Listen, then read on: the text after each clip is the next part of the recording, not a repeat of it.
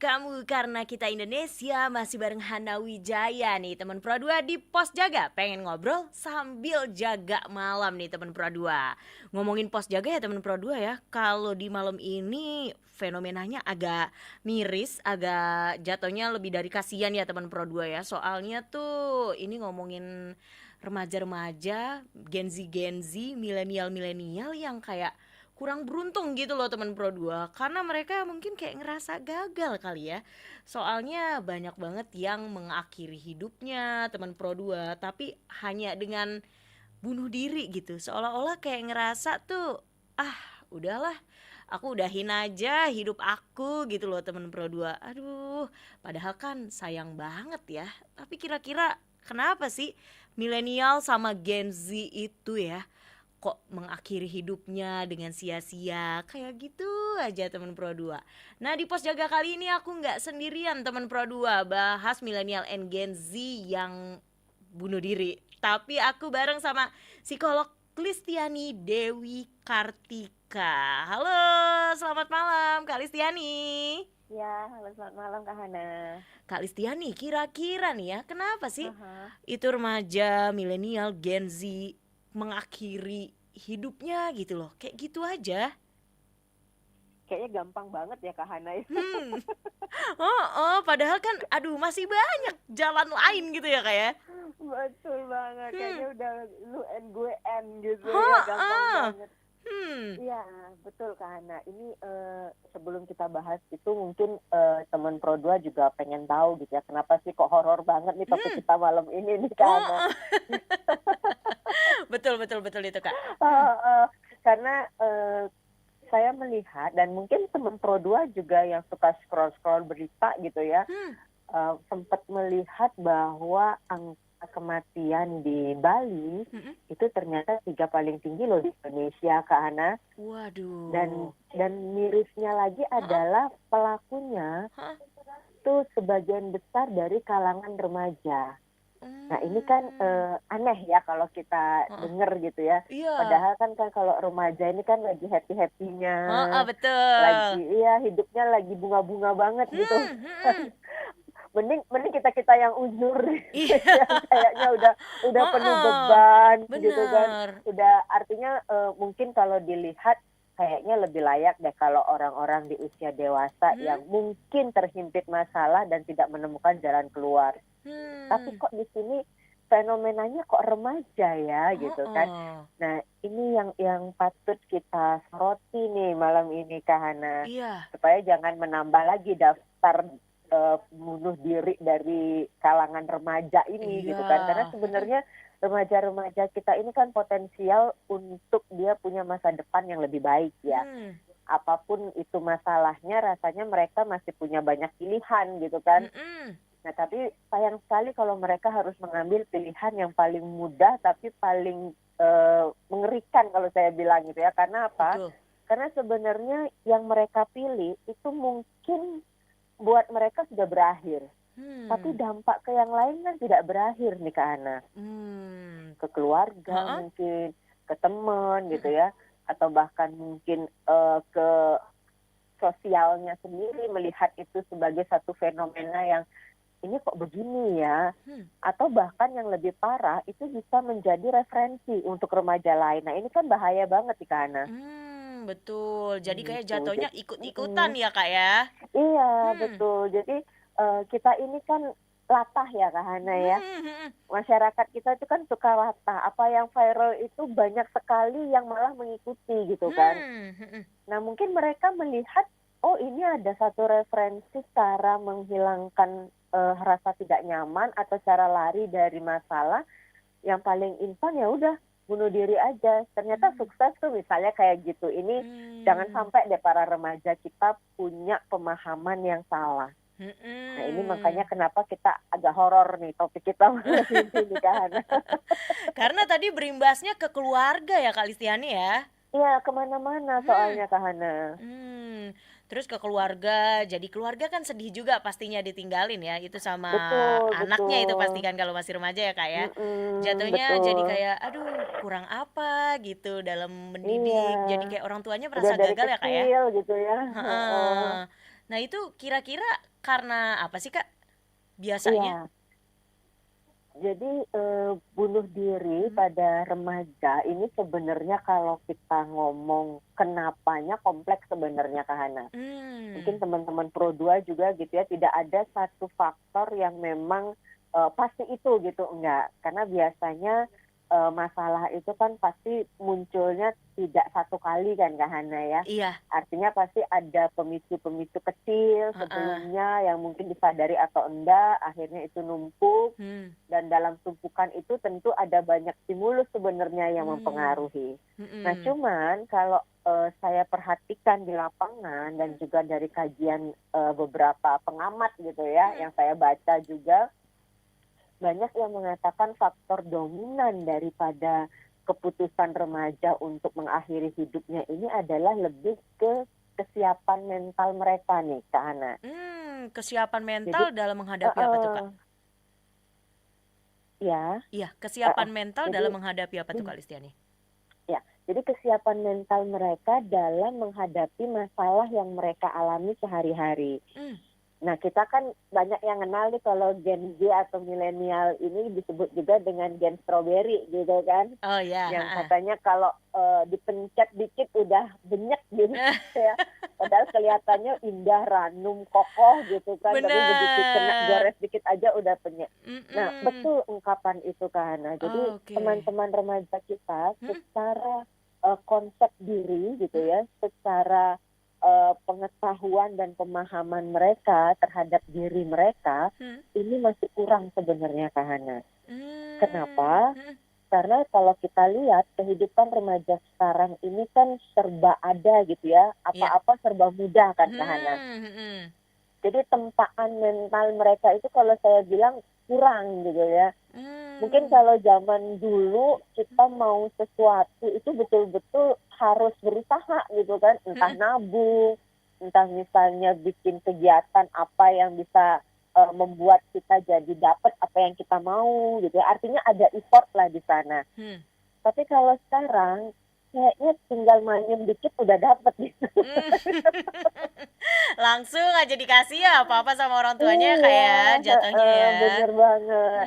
Jadi Hmm. mereka tidak terbiasa untuk mereka mendapatkan tekanan lebih. Hmm. Sehingga yang terjadi apa? Hmm. Ketika masalah mereka semakin kompleks Hmm.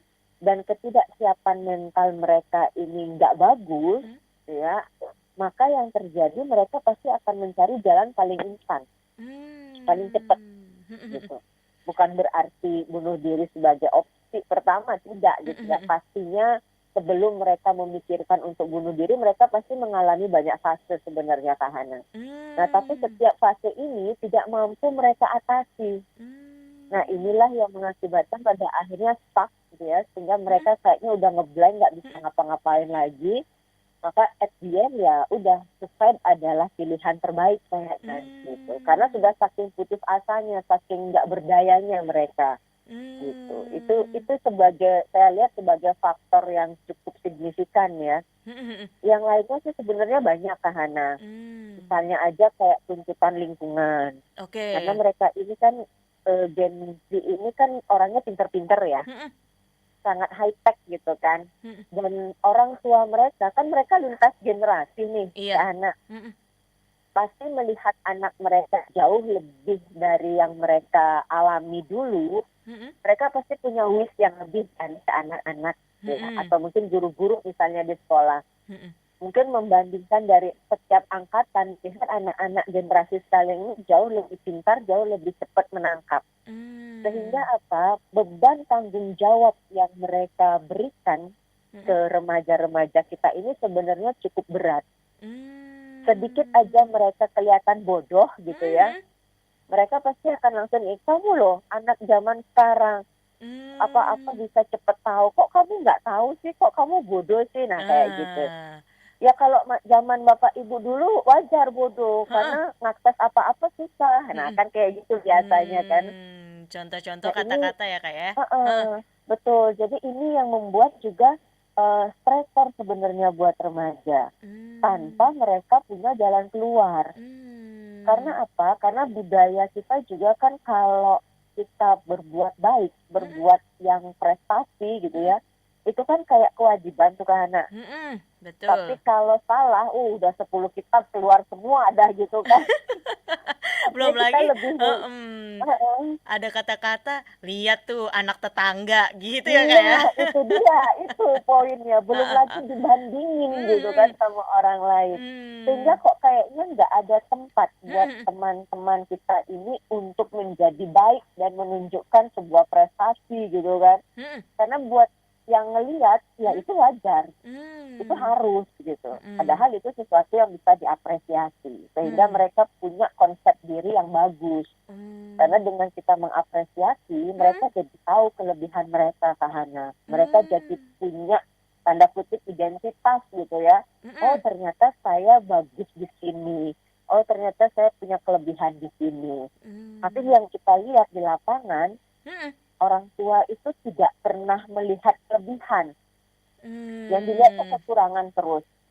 Yang Betul. banyak ditekan kan kekurangan gitu ya. Mhm. Kelebihan kita terabaikan. Mmm. Nah, ini juga sebenarnya mengantarkan remaja-remaja kita tidak punya konsep diri yang bagus tadi.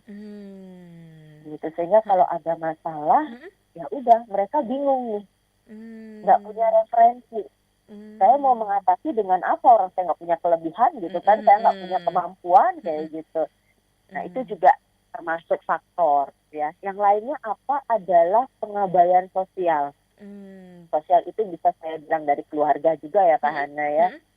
Kan zaman sekarang ini coba kita lihat komunikasi antara remaja kita dengan orang di luar, Mhm di masyarakat ya, tetangganya, mhm orang tuanya, mhm kalau bukan circle-nya dia, itu mhm. kan terbatas banget Kak Hana. Bahkan mungkin Heeh. tidak ya. Betul. Ini Jatuhnya kadang-kadang kayak kan gaulnya maunya sama lingkarannya aja udah. benar, Mmm. benar. Jadi kadang-kadang ya udah cuma itu aja gitu kan. Mmm. Sehingga Mhm pengalaman mereka untuk ketemu orang-orang, mhm untuk mempelajari setiap masalah kan kita kalau mau tahu kan nggak harus mengalami sendiri kan Kak mhm Hana. Kita mhm bisa mereference dari orang lain gitu kan. mhm Akhirnya kan tidak banyak nih. mhm Ibarat kita kayak komputer Kak Hana, kita nggak punya banyak folder nih mhm untuk tahu sesuatu. Nah, mhm pas mereka ketemu masalah yang kompleks, mhm karena mungkin circle mereka tidak pernah mengalami itu, mhm akhirnya mereka tidak punya referensi untuk bagaimana seharusnya saya mengatasi ini. Gitu. Akhirnya mmm. ya, at the end mereka stuck lagi. Mhm Mau cerita juga, pasti ceritanya ke circle-nya kan. Nah, mhm. circle-nya sendiri juga nggak punya referensi karena mereka ada di lingkup yang sama. Akhirnya Mmm. tidak ada jalan keluar, ya udah lama-lama semakin depres, Mhm. akhirnya mereka suicide kayak begitu. Mmm. Tapi Kak Listiani, supaya nih Mm-mm. Gen Z milenial ini nggak langsung Mm-mm. ambil jalan pintas gitu ya Ya, ya. untuk bunuh diri, itu harus gimana sih Kak? Katanya kan kalau dia bergaul kan dia mau sama circle-nya aja. Tapi kadang dari Mm-mm. si dirinya Gen Z itu sendiri nih Kak, dia ngerasa Mm-mm. aku diterima nggak ya di circle itu? Gitu Kak. Itu gimana sih Kak Mm-mm. caranya supaya dia tuh nggak ngambil jalan pintas lah untuk bunuh diri? Iya, kalau cara sih banyak sebenarnya Kak Hmm. Hana gitu ya.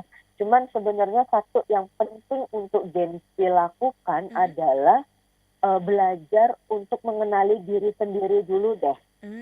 Karena Belajar banyak kenal diri sekali sendiri. dari remaja kita sebenarnya tidak tahu siapa dirinya sebenarnya Kak Hana. Mhm. Mmm.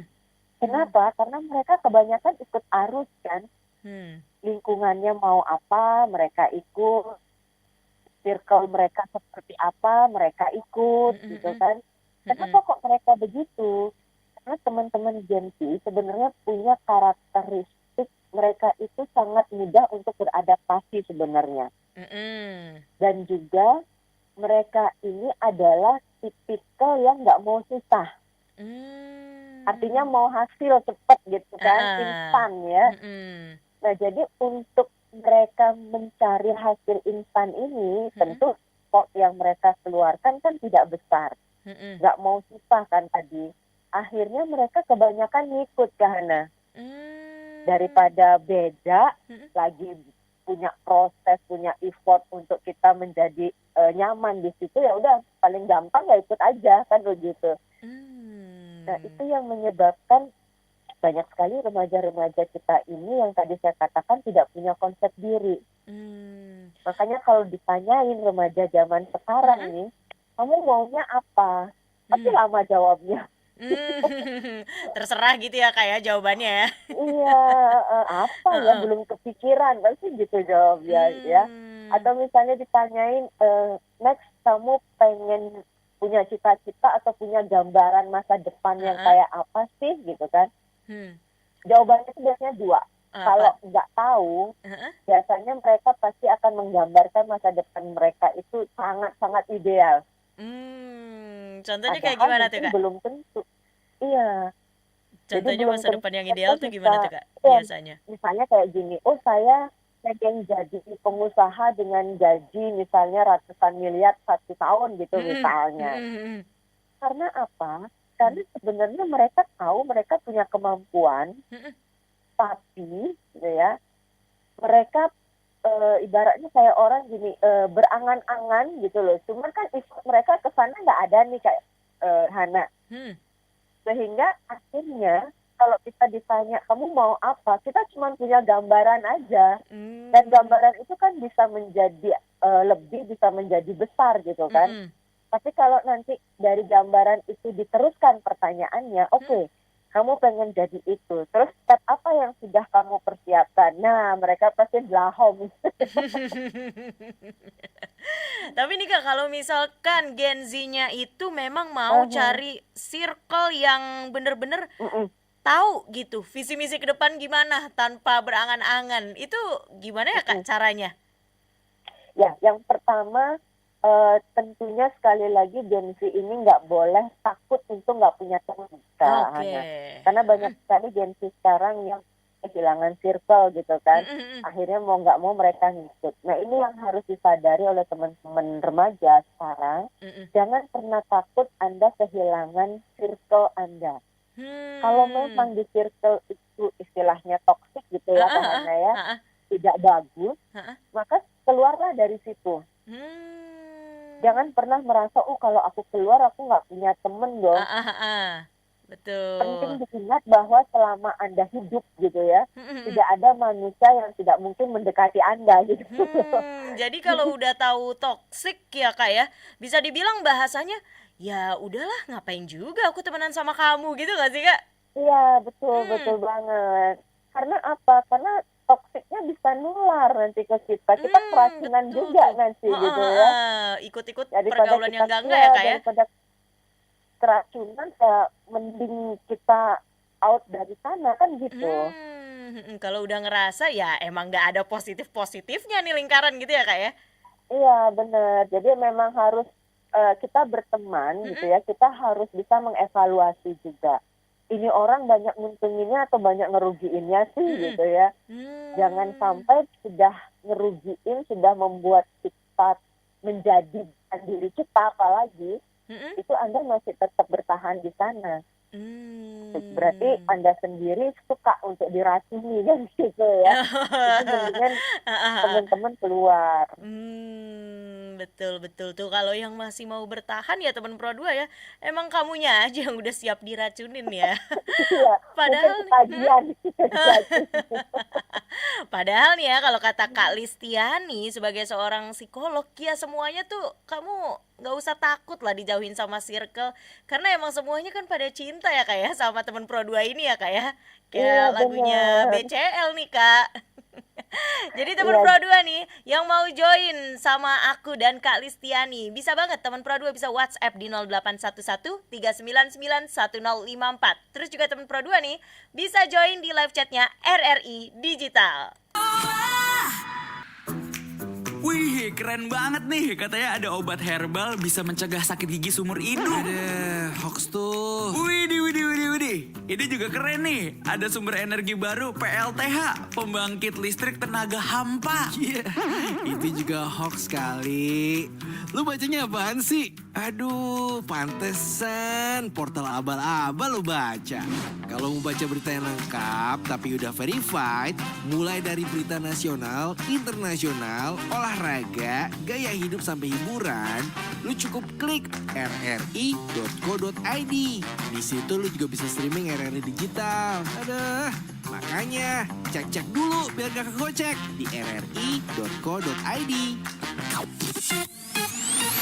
Teman terbaik kamu. Teman terbaik kamu. Pro 2 FM. Pro 2 FM. Teman Pro 2, udah beberapa ada yang masuk nih di WhatsApp di 0811399154. Pada curhat nih Kak Listiani nih. Ada dari Ina Sari. Tipsnya dong Kak Listiani buat keluar dari circle yang toksik. Gimana tuh Kak? Oke, Ina ya tadi ya Kak Hana ya. Betul. Ya, ingat, tips keluar dari lingkungan yang toksik itu sebenarnya gampang. Tinggal angkat kaki aja. Mungkin dia merasa kayak aku tuh udah ada di circle itu tuh udah lama gitu. Iya, betul. Pasti rasa enggan untuk keluar atau rasa nggak enak itu pasti ada ya Ina ya. Artinya, oh kita udah sejauh ini, ntar kalau keluar pasti satu dimusuhin gitu kan. Atau mungkin dianggap, wah ini gaya segala macam gitu ya. Nah, itu pasti terjadi. Nah, cuman balik lagi sebenarnya Ina ya, kalau memang Ina merasa lingkungan atau kamu itu betul-betul sudah tidak kondusif, maka jangan takut untuk merasakan hal-hal yang tadi. Wajarlah kalau kita dibenci, wajarlah kalau kita diomongin. Tapi ya udah, peduli setan istilahnya gitu ya. Selama memang betul itu tidak bermanfaat, ngapain kita ada di dalamnya, Jadi memang butuh keberanian dan usaha memang dari diri kita untuk menyeret kita keluar dari circle itu, Ina. Jadi jangan pernah takut. Tadi pagi juga saya dapat pengalaman yang sama gitu ya, ada yang bertanya hal yang serupa seperti Ina. Jadi kebetulan nih Kak Hana, pas banget gitu ya. Jadi saya bilang ke mereka begini, percayalah bahwa gelombang yang sama itu pasti akan tarik menarik. Kalau mungkin teman-teman belajar ilmu fisika gitu ya. Magnet ya Kak ya. Iya betul. Kalau magnet kan dia mungkin sisi yang berbeda gitu ya. Nah kalau yang sama itu pasti akan tarik menarik. Artinya apa? Ketika kamu punya vibes yang positif, maka jangan khawatir, suatu saat pasti teman-temanmu akan datang dengan vibes yang sama gitu. Kalau kamu mau membuka diri gitu ya, tidak takut untuk menunggu vibe yang sama itu datang. Tapi kalau kamu punya vibe yang sudah berbeda, mau diapain aja, itu pasti akan tolak menolak. Akhirnya betul. apa yang capek kan kita sendiri ya. Kita yang sakit karena kita berusaha untuk mendekat, padahal sebenarnya kita udah mental gitu kan, karena udah nggak sejalan. Nah akhirnya kita yang banyak ngalah, kita yang merasa berkorban, ya syukur-syukur kalau temenmu bisa melihat itu, Ina. Tapi kalau tidak, nah ini kan jadi sakit hati kan akhirnya. Iya. Nah lebih baik kamu hengkang duluan guys. Nggak usah takut untuk nggak punya teman.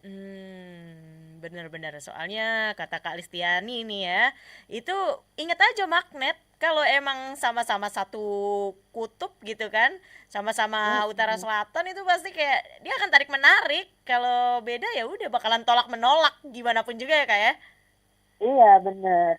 Jadi yakinlah, karena saya udah berapa kali juga merasa begitu Kak Hana. Jadi kalau kita memang terbuka gitu ya, artinya kita mau untuk menerima perubahan ini, nggak lama kok kita banget dapat temen yang sefrekuensi sama kita. Karena mungkin vibes kita ya menarik mereka-mereka yang ngerasa kok nyambung ya, anak orang ini kok bisa sama ya sama aku gitu ya. Kadang-kadang orang lain bisa merasakan gelombang yang sama dengan kita. Dan udah Gitu. dibuktiin Jadi ya nggak Kak ya. usah takut, Ina. Dan udah dibuktiin sama Kak Listiani sendiri ya Kak ya. Iya betul. Terus ada lagi nih Kak pertanyaan dari Imam Darmawan. Kak, aku udah ikut kegiatan positif banyak, tapi nggak sesuai sama maunya orang tua. Dan jatuhnya kayak tadi tuh dibandingin terus sama anak-anak tetangga. Gimana ya cara ngatasinnya? Gitu, gimana tuh Kak? Duh, kasihan banget ya. Ya namanya juga orang tua ya Kak ya, emang suka kayak gitu Ya, tuh. ganti kata aja lah Imam. Nggak Untung bisa, sabar enggak ini ya. Kak Imam ya Iya, jatuhnya ya Kak. Mau konsul langsung. betul. Nah sekarang begini Imam, mungkin Imam juga perlu tahu gitu ya. Artinya kadang-kadang kan kesalahan ini mungkin karena kesalahan komunikasi juga ya Kak Hana ya. Mm-mm.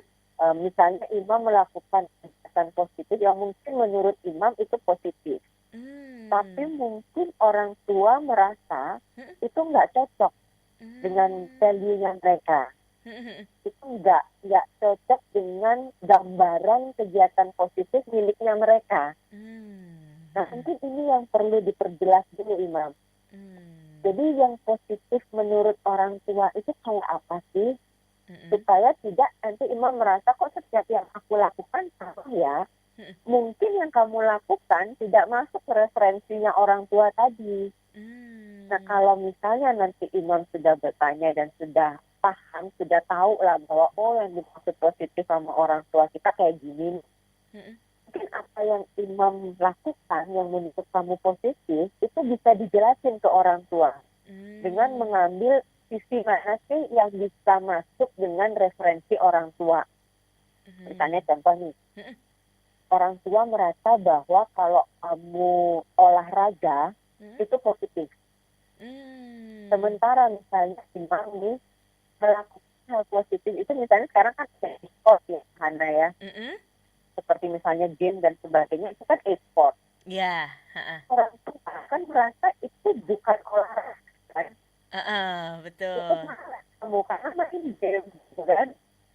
Nah dengan kita tahu referensi orang tua yang namanya positif itu adalah olahraga, maka Imam bisa menjelaskan sport ini juga sebenarnya olahraga. Olahraga di sisi apa? Bagaimana dampaknya? Seberapa Imam boleh untuk memainkan game itu dengan tetap positif? Seberapa nantinya dia bisa memberi efek negatif? Kalau ini bisa juga ditunjukin kalau misalnya nih Imam misalnya ada prestasi gitu ya. Bahkan kamu bisa tunjukkan ini loh yang saya lakukan malah menimbulkan prestasi. Jadi olahraga itu nggak cuma sekedar olah fisik. Tapi sekarang ada loh jenis olahraga yang lain. Nah itu bisa dikomunikasikan. Betul. Nah cuma hanya sekarang ini PR dan masalah yang sering terjadi orang tua dengan anak kan susah berkomunikasi ya. Si milenialnya ini susah berkomunikasi ke orang tua ya Kak ya? Iya, karena apa? Mungkin satu karena mereka lintas generasi. Artinya cara pikir, pemahaman, bahasa, mungkin udah beda ya.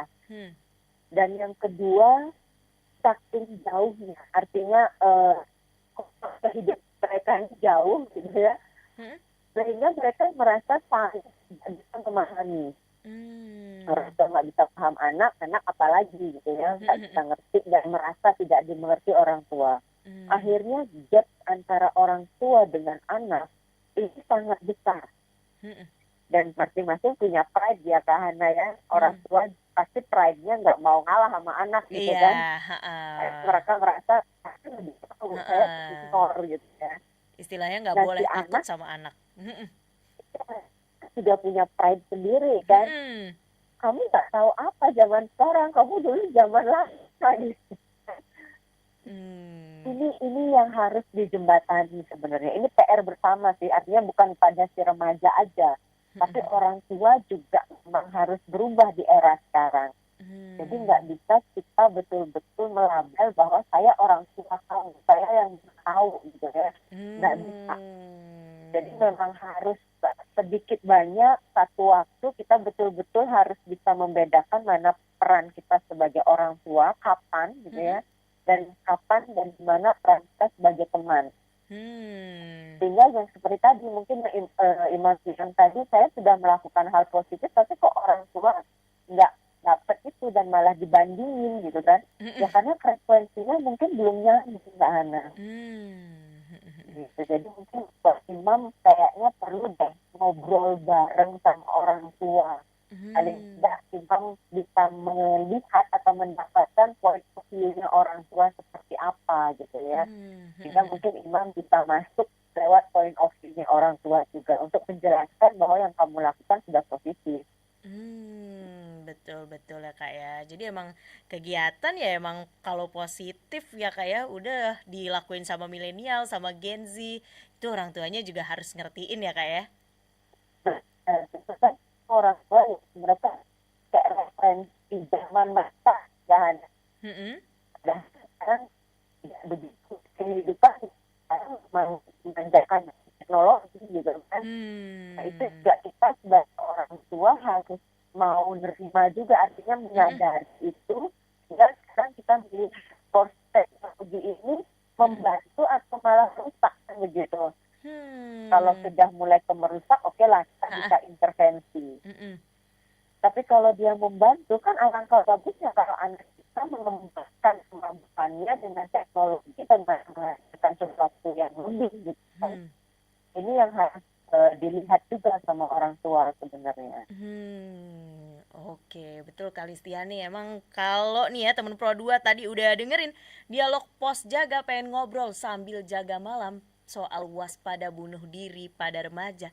Aku auto yakin dan kita auto optimis ya teman Pro 2 Kalistiani ya untuk nggak ada lagi deh angka bunuh diri di remaja ini karena kasihan banget kayak aduh itu jalan pintas yang nggak banget ya nggak sih Kalistiani pokoknya. Betul banget. Padahal masih panjang masih dilakukan gitu ya. Iya. Masa remaja itu nggak berulang lagi loh, kita bisa 17 again gitu. Nah tuh emang lagi berbunga-bunganya sweet 17-nya segenzi-genzinya. Aduh thank you banget nih tadi teman Pro 2 yang udah join di live YouTube RRI Singaraja Official, terus juga udah join live chatnya di RRI Digital, dan yang juga udah ya cancel gitu di WhatsApp di 081139911054.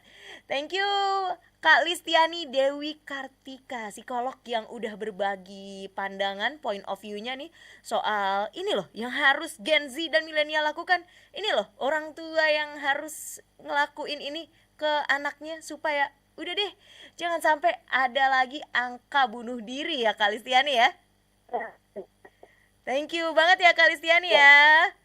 Karena emang semua itu nih kayak pos jaga nih aku ngehadirin Kak Listiani sebagai seorang psikolog buat teman Pro 2 itu sebagai bentuk cintanya Pro 2 FM buat teman Pro 2.